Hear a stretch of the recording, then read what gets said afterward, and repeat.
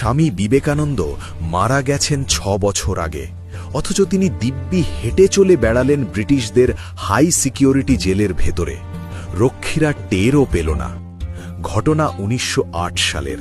আলিপুর বোমা মামলায় জেলে বন্দী চরমপন্থী নেতা অরবিন্দ ঘোষ। তিনি তখন ফাঁসির অপেক্ষায়।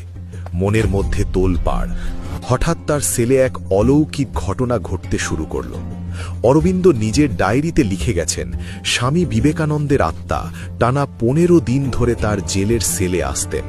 মৃত স্বামীজি অরবিন্দকে দেখিয়ে দিতেন যোগ সাধনার গোপন রাস্তা। যেখানে ব্রিটিশ পুলিশ মাছিও গলতে দিত না, সেখানে স্বামীজি এসে অরবিন্দকে বানিয়ে দিয়ে গেলেন মহাযোগী।